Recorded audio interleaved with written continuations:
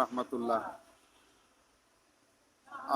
গতকাল মধ্যরাতে পৃথিবীর ইতিহাসে এক নৃশংস ভয়াবহ এক ঘটনা ঘটে গেল। পরাশক্তি আমেরিকা তার ডেল্টা ফোর্সের মাধ্যমে ভেনেজুয়েলার যে প্রেসিডেন্ট, ওনাকে ওনার বাসভবন থেকে তার স্ত্রী সহ গ্রেফতার করে আমেরিকা নিয়ে যাওয়া হলো। এটা কতটা নৃশংস এবং ভয়াবহ, কেউ যদি এটাকে এভাবে চিন্তা করেন যে আমার পার্শ্ববর্তী কোনো এক শত্রু দেশ যে আমার সম্পত্তি গায়েল করতে চায়, আমাকে সে প্রতিহত করতে চায়, এমন কোনো শত্রু আমার ঘরে আইসা আমার যে ঘরের কর্তা কিংবা আমার যে সম্মানের মানুষ, আমি যাকে সবার ঊর্ধ্বে স্থান দিয়েছি, ওনাকে তারা নিয়ে গেল। তারা যারা এই জিনিসটা চিন্তা করতে পারবেন তারা বুঝতে পারবেন। এবং একটা দেশের প্রেসিডেন্টকে নিয়ে যাওয়া, এটা তো ওই গড়ের সাথে জাস্ট একটা এক্সাম্পল দিলাম, জাস্ট এটা একটা এক্সাম্পল, আর ওইটা বিশাল ঊর্ধ্বে। এই সাম্রাজ্যবাদী আমেরিকা আসলে গণতন্ত্রের বুলি বুলায়, গণতন্ত্রের বয়ান দেয়, হ্যাঁ, এই আপনার ন্যায় নিষ্ঠা এবং এগুলার বয়ান দেয়। আসলে ওরা সব কিছু লিমিট করে ফেলছে। ভেনেজুয়েলাকে আক্রমণ করার তারা যে অভিযোগ দিচ্ছে, মিথ্যা বানোয়াট অভিযোগ, এটা খুবই হাস্যকর এবং অকল্পনীয়। অভিযোগ আনছে ভেনেজুয়েলার প্রধানমন্ত্রী প্রেসিডেন্টের বিরুদ্ধে যে উনি নাকি মাদক পাচারে সংশ্লিষ্ট। তো মাদক পাচারে সংশ্লিষ্ট এই জন্য ওনাকে গ্রেফতার করা হয়েছে এবং ওনার স্ত্রী সহ, এবং সামরিক অভিযানের মাধ্যমে। এটা অত্যন্ত লজ্জাজনক এবং ঘৃণিত একটা কাজ। এই কথাই ছিলাম, আসলে এত বড় ঘৃণিত কাজ আমার মনে হয় এই প্রজন্ম দেখে নাই। যদিও এর আগে সাদ্দাম হোসেনকে গ্রেফতারের মাধ্যমে এই আমেরিকাই দেখাইছিল, আবার তারা সেই নৃশংস বর্বরোচিত তাদের যে বিহেভিয়ার, এটা সারা বিশ্বের কাছে তারা আবার উন্মোচন করলো। তো আসি, কেন আমেরিকা এই ভেনেজুয়েলাকে টার্গেট করলো? আপনারা জানেন বর্তমান পৃথিবীতে সব থেকে বেশি তেল সমৃদ্ধ আমরা মনে করি সৌদি আরবকে। এই সৌদি আরবকে আমেরিকা ছলে বলে কৌশলে খাচ্ছে। আর আমরা ওইটা জানি না, এই সৌদি আরবের থেকে 3 গুণ বেশি তেল মজুদ আছে ভেনেজুয়েলার অভ্যন্তরীণ ভূগর্ভে। এই তেল সম্পদই মূলত ডোনাল্ড ট্রাম্পের মূল টার্গেট। ওরা এখানে ভালো কিছু করবে, বড় বড় প্রজেক্ট করবে, ভেনেজুয়েলার মানুষকে সমৃদ্ধ করবে, এই সব নানান বুলি দিয়া আইতেছে কয়েকদিন যাবত। অথচ ইরাককে যখন তারা সাদ্দাম হোসেনকে উৎখাত করে, তখন তারা বলছিল ইরাকের মাটিতে শান্তি প্রতিষ্ঠা করব, গণতন্ত্র দিব এবং এই ইরাককে উন্নত করব। অথচ এই দেশটাকে একদম ভঙ্গুর করে ফেলছে। এই আমেরিকা যারে ধরে তারা শেষ করে ফেলে। যাই হোক, এই যে একটা মিথ্যা অভিযোগের ভিত্তিতে ভেনেজুয়েলার সর্বময় ক্ষমতার অধিকারী একজন প্রেসিডেন্টকে তার বাসভবন থেকে তার স্ত্রী সহ ধরে নিয়ে যাওয়া, এটা অত্যন্ত নিন্দনীয় কাজ। আমি আমার জায়গা থেকে নিন্দা জ্ঞাপন করলাম। তো এখান থেকে আসলে আমাদের অনেক কিছু শিক্ষার আছে।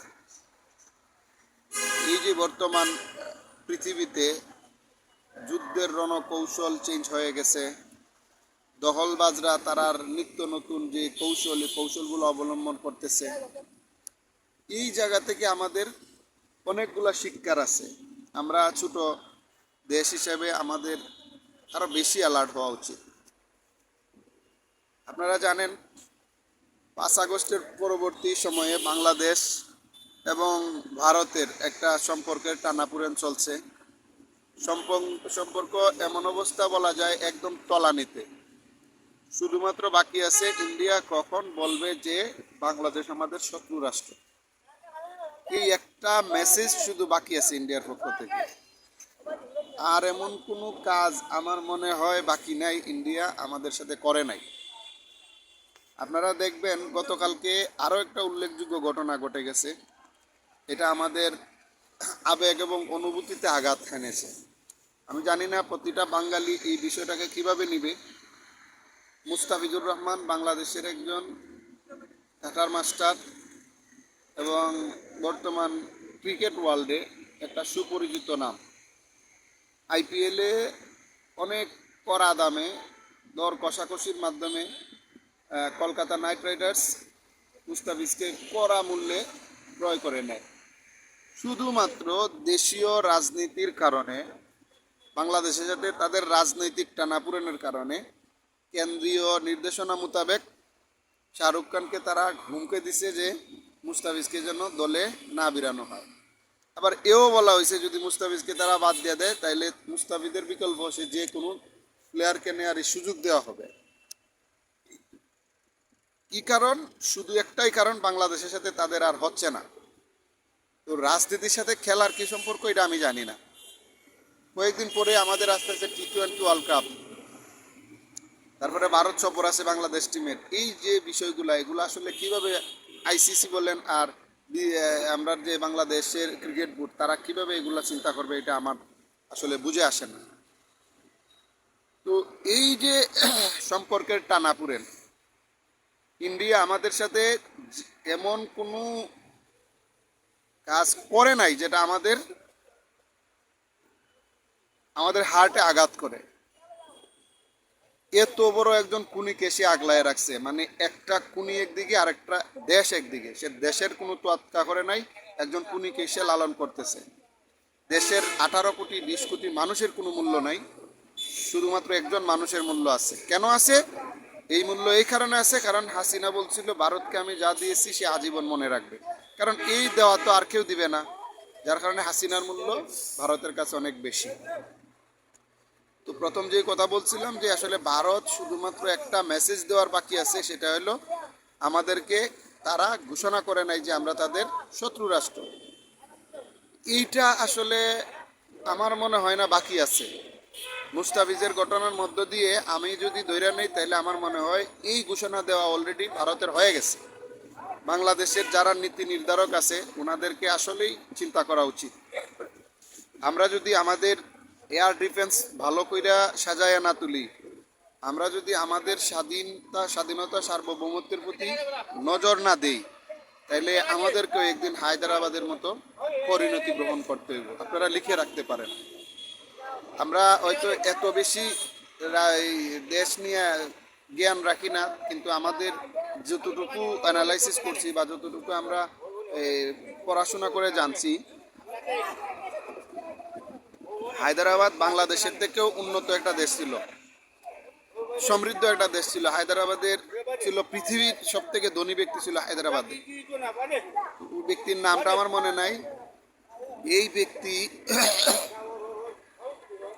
হায়দ্রাবাদ ছিল বাংলাদেশের মতো একটা উর্বর ভূমি, এখানে তোমার খাদ্য, বস্ত্র, বাসস্থান, মানুষ, শিক্ষা দীক্ষা সব কিছুতে তারা একটা উন্নত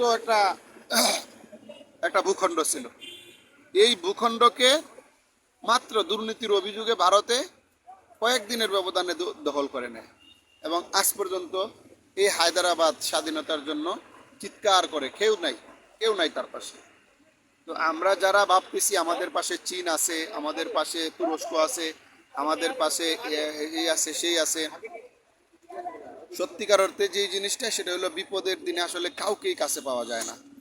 এই যে আপনার ভেনিজুয়েলার প্রেসিডেন্টকে নিয়ে গেল, কি করলো? পার্শ্ববর্তী দেশ বেলজিয়াম, ব্রাজিল, কলম্বিয়া তারা কি করলো? এক একটা ওই বিবৃতি দিল, নিন্দা জানাইলো। মানে নিন্দা জানাইলো কি এটা হয় নাই, এটা ঠিক হয় নাই, এটা মানে এই যে একটা জিনিস নিন্দা জানানো পর্যন্ত। রাশিয়ার সব থেকে ভালো মিত্র ছিল ভেনিজুয়েলা। রাশিয়া কি করলো? রাশিয়া তাদেরকে অস্ত্র দিয়ে সহায়তা করতো, এই পুরনো দিনের অস্ত্র তাদেরকে দিছে এবং এগুলা কোনো ধরনের কাজে আসে নাই। যদিও তাদের অস্ত্র ছিল, কিন্তু এই অস্ত্র কেন কাজে আসে না, এখানে একটা ব্যাপার আছে। এখানের ব্যাপারটা আছে কি, এখানে হইলো ওই যে আমাদের উপমহাদেশে মির্জাফর নামে একটা কথা আছে। ভেনিজুয়েলার যে সেনাবাহিনী প্রধান ওইখানে কিন্তু আমেরিকার গোয়েন্দা বাহিনী ঢুকে গেছিল। একটা দেশকে ধ্বংস করার জন্য এটা হইলো সর্বপ্রথম কাজ, ওই দেশের মিলিটারি ফোর্সকে কিনা ফেলা, এবং এই কাজটাই আমেরিকা করছে। আর এই দিক দিয়ে দেখেন আমরা বাংলাদেশে ইন্ডিয়ান র এবং ইন্ডিয়ান ফোর্স বাংলাদেশের মানে গিজগিজ করতেছে, গিজগিজ করতেছে। এমনভাবে প্রশাসনিক প্রতিটা সেক্টরে ইন্ডিয়া ঢুকে গেছে, ইন্ডিয়া যে কোনো তথ্য চাইলে এক মুহূর্তের ভিতরে তারা নিয়ে নিতে পারে। এই ভেনেজুয়েলার এই ডরাডুবি থেকে আমাদেরকে এখনই সাবধান হতে হবে, এই মুহূর্তে সাবধান হতে হবে। আমাদেরকে এই মুহূর্তেই আমাদের স্টেপ নিতে হবে, আমাদের এয়ার ডিফেন্স সাজিয়ে তুলতে হবে, আমাদেরকে লং মিসাইল নিতে হবে। কারণ দেখেন ওই যে জুলফিকার আলী ভুট্টো পাকিস্তানের, তারা যখন পরমাণু অস্ত্র বানায় তখন তারা দেশের জনগণের উদ্দেশ্যে বলছিল যে পাকিস্তানের জনগণ তোমরা প্রয়োজনে ঘাস খাইয়ে থাকো, তাও আমাদেরকে পরমাণু বানাতে হবে, পরমাণু বোমা বানাতে হবে। যেহেতু ইন্ডিয়া বানাই ফেলছে আমাদের বানাতে হবে। আজকে যদি পরমাণু বোমা পাকিস্তান না বানাইতো তাহলে ইন্ডিয়া তাদেরকে গুনাই ধরতো না। আজকে ইন্ডিয়ার কাটা হয়ে গেছে পাকিস্তান। এই কারণে আমাদেরকে ঢেলে সাজাতে হবে।